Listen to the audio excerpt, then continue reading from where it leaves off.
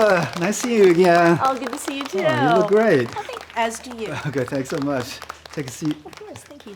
Thanks. Thank you so much for coming to the show, Chat AAPI. And haven't seen you for a while. No, I know, it's been a while. I think last time I saw you was Instagram, but not in person. Yeah, that was during the pandemic. Yeah, I know. This is a much better studio. No, it's really nice. No, it's great to see you again. So, I know we kind of talked about the subject before, but I just want to ask you this question. Do you think that the killing of Vincent Chin actually kind of make the Asian American movement or Asian American history or form the Asian American identity there? Mm-hmm. That's a great question. I would say that with Vincent Chin, the Asian American movement and the political consciousness existed decades, even centuries before he was killed. It's just that a lot of that was erased or not addressed at all in our classrooms, in history classes, on screen, in movies or in TV. We've always been here. I mean, some of the oldest settlements, we had the Filipino community move into what would later become Louisiana in 1763. Wow. We had the Chinese laborers that built the railroad and so forth. And basically, I think with the term Asian American, I know right now we say things like AAPI and HPI. Yes, and now there's AANHPI. Yeah. So, but I think a lot of people don't realize this, but the term Asian American was actually invented by two college, UC Berkeley college students. They were activists, and they created the term Asian American because they wanted to support the Black Panther movement at the time. So it was actually a political consciousness that had happened. So when Vincent Chin was killed in 1982, at that point in time, you were either Korean American, Chinese American, Japanese, and so you were where your individual country was from, but nobody said Asian American. All the aunties and uncles and grandmas they were like, oh, that's what, my granddaughter who's an activist at Berkeley, she calls herself Asian American. I'm not that. But then after Vincent Chin was killed, that was when all the different Asian American communities, the Chinese, Japanese, Filipinos, Asians, and so Koreans and so forth, they all banded together and said, we need to fight together for Vincent Chin's justice. It doesn't matter that I'm Korean American and I'm not Chinese American. What happened to him could happen to me because of how we look. So, in a way, the short answer is yes. He did inspire, I think, the political identity of the Asian American movement. I see. Can you say that that incident actually brought Asian American movement to the mainstream media? Yes, and in fact, actually, what people don't realize about Vincent Chin was this is 1982, 1983. This was front page news. This was in the New York Times, the LA Times, the Detroit News, where I used to work, the Detroit Free Press. It was top of the news hour on the national news broadcasts, such as Tom Brokaw, Peter Jennings, Dan Rather. They opened with Vincent Chin's name and his picture on the TV. You saw that on national evening news. And in fact, at the time, a lot of newspapers, including the New York Times, they used to say the word Oriental. They stopped saying that, and they started changing. It changed the AP guide, and Asian American got introduced into mainstream newspapers. That explains a lot. Once I was at a grocery store, this old lady actually called me Oriental Jew. Oh no! I was like, okay, that's actually an upgrade. That's it's a baby steps. The baby steps. Yeah. I used to have a coworker. She told me, oh, I was walking to work this morning. Someone called me a chink. But I'm Thai, so I'm okay. It's kind of a joke, but still, it's like, yeah, really. During the pandemic, some Asians actually have a T-shirt that says "I'm not Chinese" or something. Meaning, I didn't bring the virus over, or I'm like, really? It doesn't really matter, just... Yeah, I don't know. That reminds me of Life magazine during World War II, where they had a picture. They had these racist pictures of a Korean man, Chinese man, and a Japanese man with the little pencils pointing at the eyes and saying, this is how you can tell the difference. And that's the thing, too. It's I think the defense mechanism is, someone calls me chink, like the classic joke is, I'm Korean, I'm a gook, get your racism accurate. But the thing is even as a joke, I don't think that works anymore, because then we're saying, I'm not Chinese. Yeah, yeah. Like, because of COVID-19, I would say we are all Chinese, you know, and I'm team Chinese, Chinese American. All right, I'm going thank you. I'm going to stand up and protect you. Yeah. You know, we even within the Asian community, we have to say, oh, it's them, it's not me. It's Yeah, no, exactly. it's all of us, and we have to stand up for each other. Yeah, and what do you think about this defense? Some people just say, oh, you know, I shouldn't be treated like this. I was born in this country. I'm a U.S. citizen. But my point is that you shouldn't hate on a person even if he or she is not a U.S. citizen either. You know, that's just the fundamental, you know, decency or human right. You know, you shouldn't do it. Plus, they did not attack you because they think you're not a U.S. citizen. You know, nobody asked like Trayvon Martin if he's a U.S. citizen before they shot him, or you know. Yeah. It's just that they just go by skin color, you know, or by the looks. So, Yeah, and we're not human. Exactly, yeah.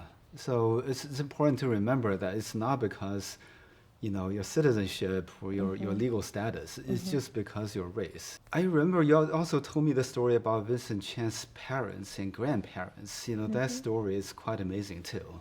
Yeah, a lot of people don't realize that Vincent Chin was actually adopted. Lily and her husband David Chin, they'd been trying to have children. You know, it was unfortunately she was not able to have her own biological child, so they ended up adopting Vincent. And they were looking at pictures of the children, actually in Hong Kong, and she found one picture, and it was Vincent smiling, and she was like, Okay. That's my son. Oh, wow. And when he came over, It's important to smile, I guess. yes, I know you bet. And she said that they met him at the airport, and the minute he saw them, he ran to them and just started saying, "Mommy, Daddy." Oh, wow. And he actually did not know he was adopted for many years. He found out later when he was a young man. And what's interesting, though, is that with his adopted family, the Chin family has a huge legacy. I mentioned earlier about the Chinese laborers. Yeah. Lily Chin's great-great-grandfather was one of the men that helped build the Continental Railroad. So it to me, I got chills when I read that, just because his legacy, you know, the fact that he was chosen to be part of this family, and then how he became a symbol for Asian American civil rights, it just, if I told you I made this up, like I said, oh, I invented a fiction story, you'd be like, that's too coincidental. That's I know. It's really quite stunning. And what happened to the guy who beat Vincent Chin with a baseball bat? You know? Okay, there were two men. They were white. One was Ronald Ebens. He was a foreman at Chrysler. And a lot of the urban legend is, oh, it was two unemployed white auto workers. No, Ronald Ebens was management. He had worked on the line, got promoted up to foreman at Chrysler. His stepson, he was 42, 43 at the time. His stepson, who was in his early 20s, around the same age as Vincent, was Michael Nitz. And he had just gotten laid off from Chrysler. So he actually was working part-time at a furniture store and getting ready to go back to college. So technically, I do have to say that both Ronald Ebens and Michael Nitz are not guilty of violating Vincent Chin's civil right to be in a place of public accommodation. They were ultimately found not guilty. Both men were found guilty of committing manslaughter, however. And so what happened was, ever since then, they have expressed remorse, but they still think what they did was not racist. They think that it was just too much to drink and toxic masculinity. I have not met Michael Nitz. When I talked to the Ebens family, they said he doesn't want to talk to you. But I am the first person to meet Ronald Ebens in person in his house since Michael Moore interviewed him in 1987. But at the same time, he still thinks what he did was not racist. He still told me this was a bar brawl gone fatally wrong. I had too much to drink. I was being a jerk. To be honest, the standard for being a racist back in the 1980s is pretty high, you know. You're right, because he keeps thinking, he says the reason, he actually, he said this in other interviews, he's like, I'm not racist because I'm not in the Ku Klux Klan. Because that was the only way you could be racist. Anything else, your English is really good, or microaggressions, confirmation bias, that wasn't considered racism. They didn't even have that language back then. So it's tragic to me. And I will say that after I met Ronald Ebens, I went to my car and I cried, because that was the first time I realized that anger, compassion, and justice are not mutually exclusive. I mean, can I feel angry that he didn't go to jail? Can I feel upset that justice was never achieved for Vincent Chin? Of course. Can I still feel incredible compassion for this man who's carried this burden with him, who knows that he's lucky to be alive? Who killed someone and was a social pariah for decades, could not get a full-time job, he was fired from Chrysler afterwards. Of course I can feel compassion. I just think that when we talk about racism and hatred in this country, we have to come from it from two angles: from courage to stand up, to fight back and call people out and make them accountable, but also we have to come from a place of compassion. Once the fire's cool, we have to think, what broke that person? What made them do what they did? And how can we prevent other people from breaking like that? Because humans are fragile. We're very vulnerable. This kind of reminds me of the whole Mark Wahlberg thing, because Yeah. I know the victims forgive him, but I don't. Yeah. It's just... And you don't have to. I'm still holding grudge. And it's like, how can you do this and get away with it? So, No, it's important that you do that, because you're part of the century, the guards, that say, we're going to stand here and always be mad. We're not going to forgive you, so we don't forget. Yeah. And then there's also the other camp of people that are like, we're angry, but we'll try to maybe we'll help mental health care system, laws, and so I think that you have to come from it from two angles. So you can be the angry uncle. There was also the shooting just recently in Allen, Texas, and they have not officially, I think so far have not officially said what his ethnicity or race is, but it's looking like he's not traditionally white. And I think that confuses a lot of people, because they think white supremacy, you have to be white. Yeah. And no, you can be a person of color. There are many, many people of color that, unfortunately, for whatever reasons, they're vulnerable, whatever the reasons are, they're subscribing to this ideology of white supremacy.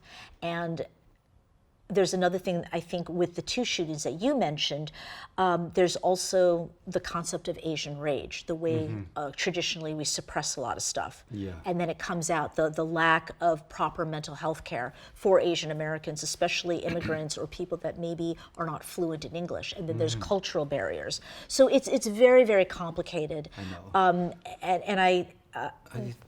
Sometimes I call what you mentioned internalized racism. Yeah. I actually saw this in a comedy show before. The heckler was an Asian American kid sitting in the front row, and he was doing all these bad imitations of Asian accents and stuff. Oh man, everybody got so embarrassed by him. He doesn't realize it's really bizarre. Some people really kind of takes in the racism and bring it out to other minorities. Well, also too, I think because we were not taken as seriously in terms of there's no such thing as racism against Asians, we tend to self-deprecate, and we make the jokes like, well, of course, I went to med school, and it's like, and I think Andrew Yang did that, and that was actually a little controversial, because people were like, I think one of the problems is when we do joke, like even amongst ourselves, I'm starting to not do those types of jokes anymore, just even among my own friends, like, Korean parents, because the thing is that even if you do it in private company or whether you say it publicly, by doing that, you're promoting the opposite, which is that you're inferring that Black and brown parents don't value education. And what parent doesn't want their kid to go to a good school and make a lot of money? So we have to, and so I think hearing that, I'm not surprised, because I think a lot of times we're told we don't take your experiences seriously, so then as a result, we don't take ourselves seriously. Yeah, that's a very good point. Recently, I was talking to another Asian friend of mine. He basically said to me, "Oh, I don't like reading Asian news." I said, "Why?" He said, "Because mostly it's really depressing, and it's always like Asians getting victimized or discriminated against." But when you write books for young adults, like this Vincent Chin book, how do you balance it?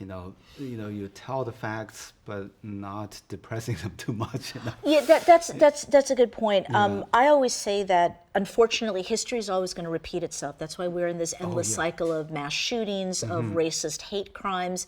But I also say that history will repeat itself because we're human and we're lazy.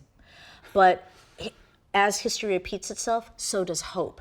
So whenever I write these very painful stories about the LA riots or Vincent Chin, I always think to myself, what's the hope that I can bring? And when I wrote it, it's not just a factual, and this happened and everything was a mess and and Lily Chin went back to China, she was really depressed. I have funny stories, like Lily Chin, she tried to set everybody up. She went into full auntie mode. When Helen Zia, Roland Shimura, Roland Huang and Jim Shimura, when I interviewed the activists, they met every night at the Vincent Chin household to talk about, we got to get the DOJ, we got to get the grand jury, they're all lawyers and activists. And they're doing these battle plans. And she's going around saying, you need to eat more. And she went to Roland Hong, she's like, I knit you a sweater. And then she's like, Jim Shimura, you're single?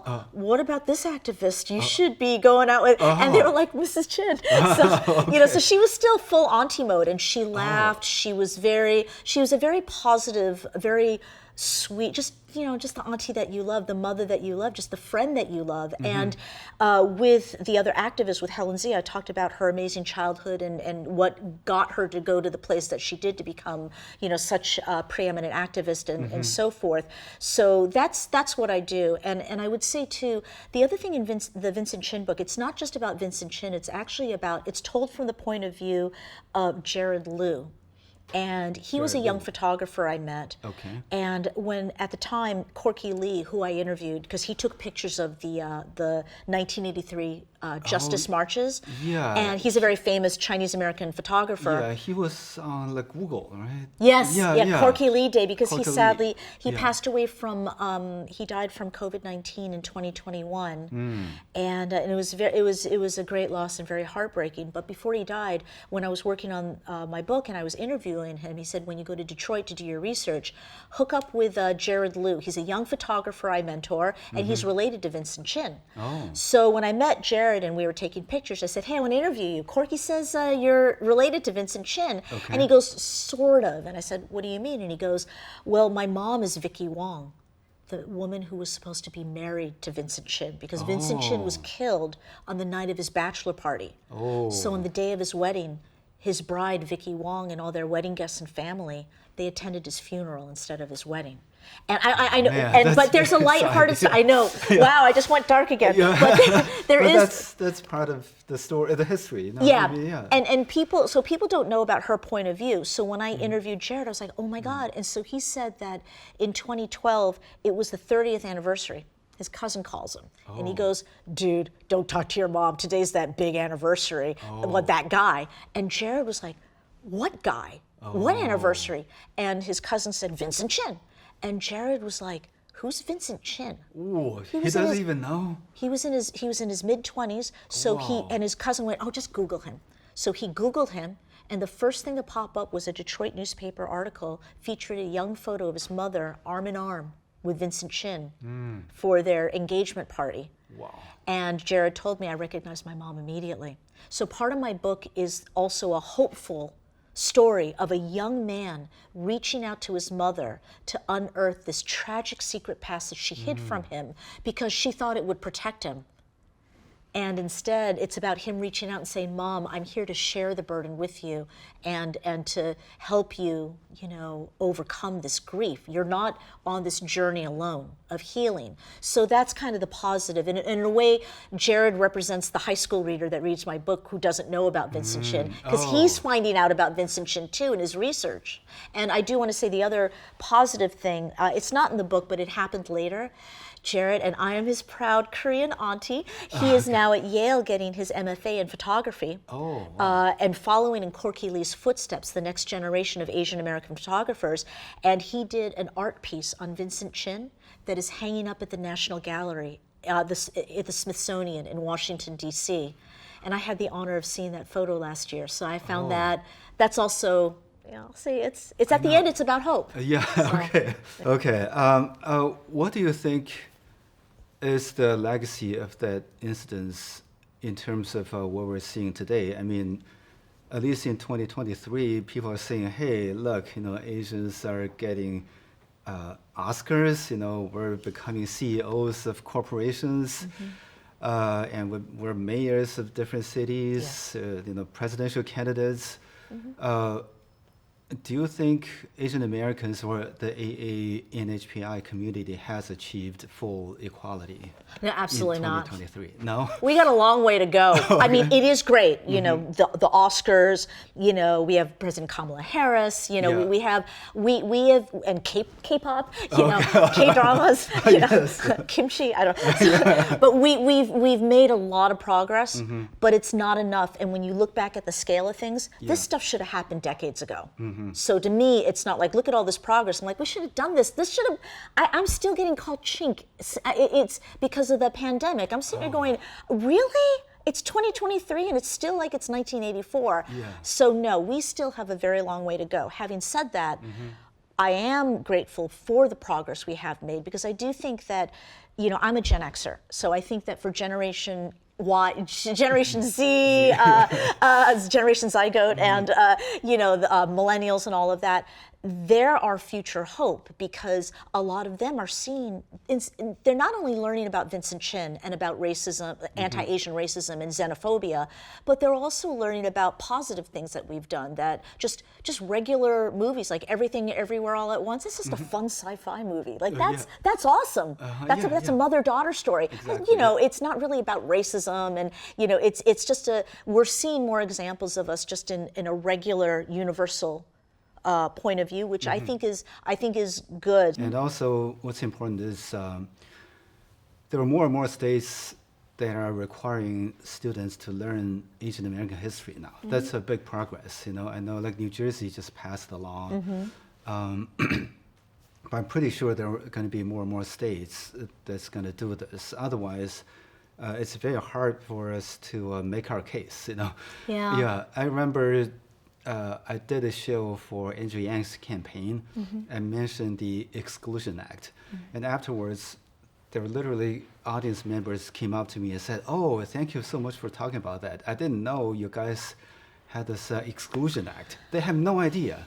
And they were like, oh, I just remember you guys were put into concentration camps. I was like, oh, wait a minute, that's not right either, but it's close. It's not, no, people don't understand that we were the first non-white race that was legally forbidden by federal law to become citizens of this country. And and it's that lack of education, because that's the other reason why I write the books that I do, because I didn't learn about any of this until my 20s and 30s, and I felt cheated. I felt robbed, and I felt angry. And the other reason why I write the books that I do. This is not only you. Even I remember my 6 or 7 year old son at the time. He also said to me, he learned history from school, and he just said to me, hey, Daddy, this sucks. I said, why? He said, we're not even in the history book. he realized this. Even kids know this. Yeah, like if you look in the index, you don't see under A, there's no Asian. No Asian. Exactly. We're not even in the index. No, I think that I think education is very important. Like they often say you must educate to stop the hate. And an example of that is just in the last couple of years, there have been a number of surveys.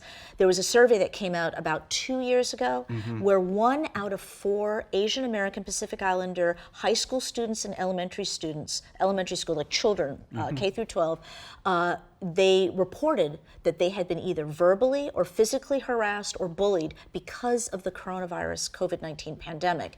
And had our histories already been taught in depth, if we were in that index, if we were in the history books, that number could have been 0. And I know. I agree with you. And that bothers me that your son still is, because I keep thinking the young gen, they have it so easy now. Oh, no. They don't, and that gets me mad. Exactly, And I remember during the pandemic, there is an article on USA Today reporting the number of hate crimes against Asians. But what bothers me more was the comments people left there. Some people just literally said, oh, I'm glad someone is knocking the Asians down a notch on their privilege. I was like, No, I was speechless. I was like, when do we have privilege? You know? yeah, it's well, Yeah. we do have privilege in certain ways. I'm not a black man, so if a cop pulls me over, Yeah. I don't, I have a privilege. So I have to be aware of that. For example, Yeah. I'm not deaf, I'm not blind. I have a privilege that people in the disabled communities don't. So Oh, yeah, that's true, yeah. But the way that is said, Yeah, I know. it's just like the context not I so know, cool I because know, it's like just- saying we're purposely trying to. yeah, somebody should just really physically beat up Asians. That's what they Yeah. deserve. That's, No, that just that's terrible. continues. Yeah. That continues the cycle. And Yeah. unfortunately, what bothers me about that quote that you just said, a lot of times people say, "Oh, that's an internet troll. Like Yeah. they're just looking for a fight." But there are a lot of people that do believe that. Oh, yeah. Because of systemic racism and white supremacy, Mm-hmm. we're again going back to the model minority myth. Yeah. And so I think that we have to remember there are a lot of legitimate people that have been fooled or brainwashed into thinking that, Mm-hmm. including ourselves. There are a lot of Asian Americans that Oh. are anti-black or want to be white adjacent, Yeah. and then they find out later, just like the Chin family, Yeah. you do everything right. You go to Exactly, college, yeah. you go to Ivy Leagues, you can do whatever Yeah. you want, and at the end of the day, I have 2 Ivy League degrees. I got chinked so many times during 2020. Wow. Like cars would go by. I'm so and sorry about that, but you're not Yeah. alone. Yeah, no, even Anthony exactly. Yang, a presidential candidate, he got called chink in New Hampshire. No, just I do want to add that the other thing that people don't realize about Vincent Chin, it wasn't just the AAPI community, the Asian American movement that was born for the mainstream Asian communities fighting for his justice. We owe a huge debt of gratitude to the black community because Jesse Jackson, Congressman John Conyers, they all stepped up and said, this is not right. This is a civil rights issue. We are fighting in solidarity with the Asian community. And so I think you also see that legacy because today there have been a lot of marches like, Koreans for Black Lives because of the 30th anniversary of Sa-i-gu, Asian Americans for Black Lives Matter during the horrific George Floyd incident from a few years ago. So I think you're seeing more solidarity. So we also have to remember Vincent Chin is not just a symbol of Asian American civil rights, he's also a symbol of unity between all the different communities, and we have to celebrate that. I think that's very important to remember. So you also went to Atlanta, right, for the shooting that happened back in 2021. I was in Atlanta I went back earlier this year. I spoke at the National Association of Chinese Americans, was talking about my Vincent Chin book. But while I was there, like a typical writer, I figured, why not, what's the expression, kill a bird with two stones? Yeah. I was like, might as well do some research because it's Atlanta. Yeah. And I arranged for an interview with Robert Peterson, and he is the biracial Black Korean son of Young A.U. And she was the last person killed in Atlanta during the March 2021 mass shooting.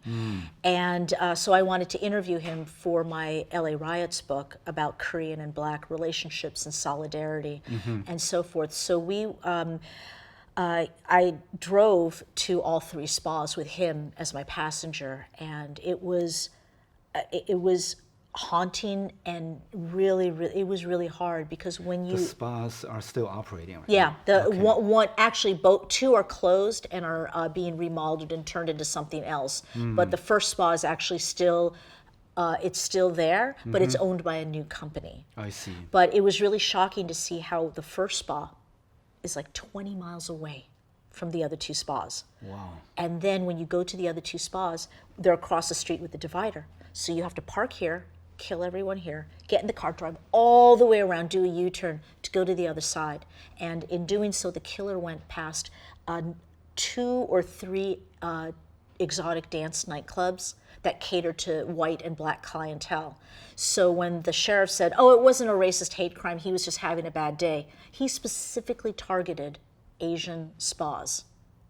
And so when I interviewed Robert Peterson, he talked about It's sad to hear that. Yeah, remember the term Chinatown in the old days? It just means a lawless land, and if somebody gets killed in Chinatown, police don't even bother to investigate. That's pretty much that's pretty much what happened. And I think that, but the good thing is that he's now the trial that you mentioned is happening right now in Atlanta. He's being tried for domestic terrorism for the deaths of the 4 women, Asian American women, one of whom is Robert's mother. So, looking at the trial in Atlanta, how do you think Vincent Chin's trial is going to impact this trial here? I think the Vincent Chin case has a subconscious effect on what's happening in Atlanta. Because at the time when the killings happened, the sheriff said live at the press conference, he paraphrased saying that the killer was having a bad day. And, Yeah, I know. We all had bad days before, but nobody did that. Yeah, exactly. No excuse for that. Yeah. And they also said at the time they did not consider this a racist hate crime. They considered this a crime, a misogynistic or sexist crime. And what upset a lot of Asian Americans in March of 2021 was, of course, this was a racist hate crime. 6 of the 8 people killed were Asian American women, and you cannot be an Asian American woman in this country or any woman of color in this country without it being the intersectionality of racism and sexism and misogyny. You know, I'm never just a woman, I am a woman of color. And then you have the Asian fetish, all the anti-Asian women stereotypes, you know, mix that all in. And I think that with Vincent Chin's case, a lot of people got upset. Again, going to the Hope, when I talked to him, he has a tattoo that he did of a little bowl of kimchi jjigae, because that's his favorite Korean dish that his mom taught him how to make. And he has her name in Hangul and Korean underneath it. So we had kimchi jjigae at a wonderful Korean restaurant, and we toasted our soju in her honor. And so he's very much an example of resilience and, you know, hope and moving forward. But it was, I think, but just going back to the layout of the spas, I think the other thing, again, with your lawless comment, he could have cooled down in the half hour that he drove from one place to another. He could have cooled down from his bad day and realized what he was doing was wrong. Just like what people don't understand with the Vincent Chin trial was that Ronald Ebens and Michael Nitz were originally charged with first-degree murder. It got lowered to second-degree murder because half an hour went by after they fought in the club, and they happened to see Vincent about half a mile away from the nightclub, because he ran away, and he was waiting for his friends outside of McDonald's to find him. But Ronald Ebens and Michael Nitz were driving by. They found him first, and that led to the actual beating, in which he was knocked unconscious into a coma for 4 days before they took him off life support. So the judge said, you had enough time, just like the killer in Atlanta, to calm down from your toxic masculinity and too much drinking to cool down. The blood should have cooled by then, and it didn't. The lawyers went from first-degree murder to second-degree murder, but then they actually plea bargained down to manslaughter because they thought, late Saturday night, everyone's drunk, unreliable witnesses. There are no iPhones back then. And it's a case of he said, she said. It might be harder to get those guys into jail. So they're like, of course they're going to be found guilty of manslaughter. They'll get a prison sentence. Plot twist, the white judge took one look at Ronald Ebens and Michael Nitz and said, you've never committed a crime before. This was a bar brawl that went tragically, fatally wrong. And the famous quote was, let the punishment fit the criminal, not the crime. And so they were given a few years of probation and a $3,000 fine each. And that's what outraged the Asian American community, because they realized, what if the killers were not white? Exactly. What if Vincent Chin was white? You know, would the judge have been that sympathetic and shown such mercy?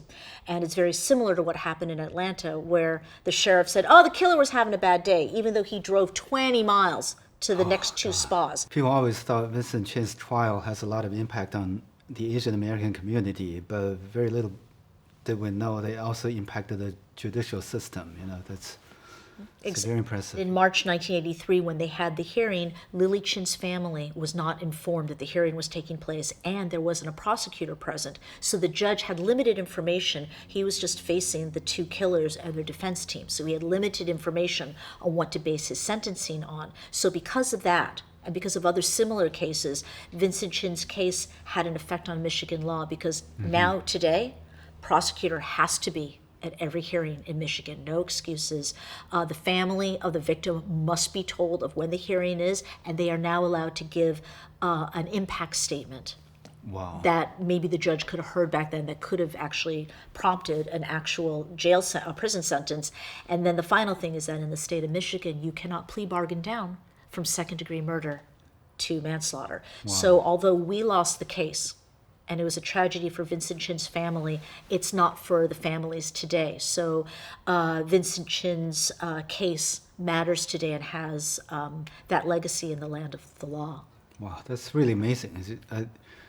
Yeah, exactly. Yeah. His family didn't have a voice. Now other families, all families have a voice in that situation. I think here's the, I could be wrong though, I just feel that here's the Asian American existence here.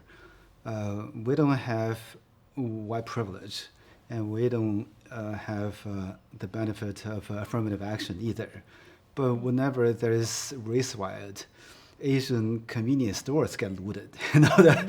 Yeah, that, of course I'm referring to the 1992 so-called race riot in Los Angeles. I think you also did some interviews on that instance, or yeah.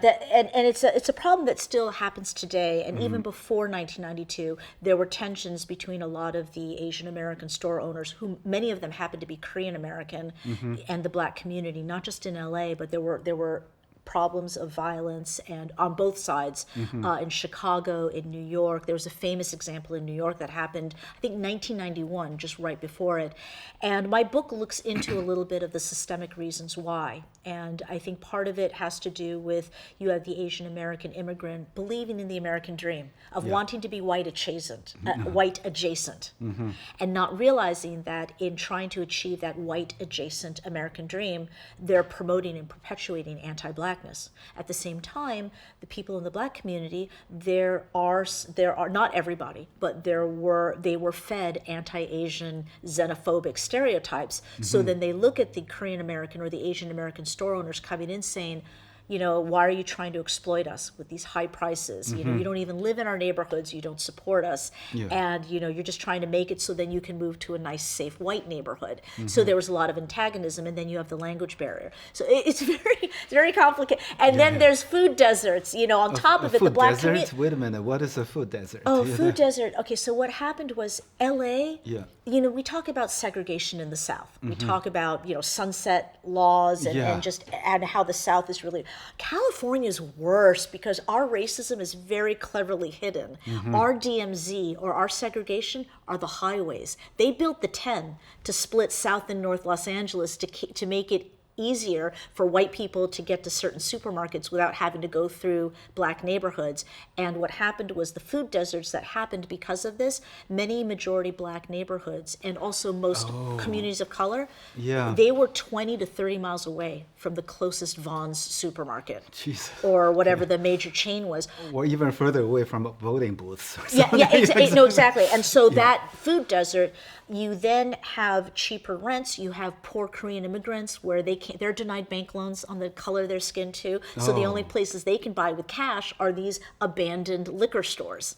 So then these liquor stores became cash checking places. They started bringing in diapers. Who buys diapers and baby formula at a liquor store, or basic food like bread and orange juice? I see. So these stores, the Korean Americans, the academics call them the middleman minority. And what that means is we're stuck in the middle. White people like us until there are too many of us, and then they enact laws like the Exclusion Act to get rid of us, you know, and then, you know, we're treated like black people, but then in terms of racism, but then the black community thinks that we're on the side of so we're in the middle. We're the middleman minority. So that's what my book is about. The other thing too is that the other elephant in the room is mainstream media. You know, the LA Times in 2020 did a major mea culpa apology. They said, we apologize for the institutional racism behind the coverage of our stories. And they admitted that because of the LA Times coverage of the 1992 uprising, they sensationalized the anti-black, anti-Korean tension. And I mean, it does exist. Let's not kid ourselves. There are jerks in every community. Oh, yeah, exactly. There are horrible people in every community. That's what I keep saying to people too. You know, like every ethnic minority has racist within it. Yeah. But the thing is, you know, for some minority groups, even if you're racist, you can't cause too much harm to other people. Because we're so small. It's like it's so small. We don't have that much resources. and we don't have the power. We don't have the political clout. Exactly. Yeah. No, that's a good point, and I think that. But they apologize, saying we fan the flames, we sensationalize this tension. Yeah. And in my research, I have some amazing interviews with. They never showed the positive side. For every anti-black Korean American store owner or xenophobic anti-Asian, black neighborhood community person you had way more Korean store owners that had loving, positive relationships with their black communities. You don't have to be white to, have some type of prejudice, but we have to remember, we have to celebrate the joyful solidarity that also exists. Because otherwise we're presenting an unfair and unbalanced picture, and that just leads to this constant misunderstanding. I'm waiting, I should check my iPhone later. I'm waiting for the editor to give me his edits, but my next book is about... Wait a minute, somebody's editing your book? Yeah, yeah. Oh, dare they? No, just kidding. Yeah, no, that's what makes it okay. They fix all the mistakes. But my next book, it's coming out in spring 2024 from Norton Young Readers. It is for high school students, young adult narrative nonfiction, just like my Vincent Chin book. And it's about 1992 and the Los Angeles Uprising, or what we used to call the LA riots.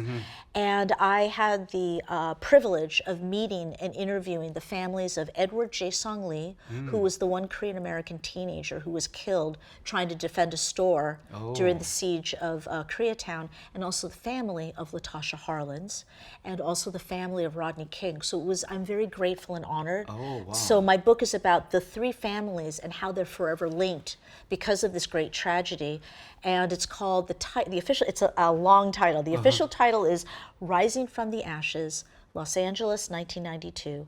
Edward J. Song Lee, Latasha Harlins, Rodney King, and A City on Fire. And it comes out in spring 2024. Oh, wow. I really look forward to it. It thank sounds you. like you have to come back to the show again to talk about that book. Oh, I'd love to, yeah. Thank you again so much for coming to my show. It's a great honor for me. Oh, the honor's mine. Thank you. Okay, thanks. We should grab coffee together sometime. Definitely. Okay, let's do it now. Okay, well, let's go. Okay, all right, cool. Go ahead. Thank you. Yeah.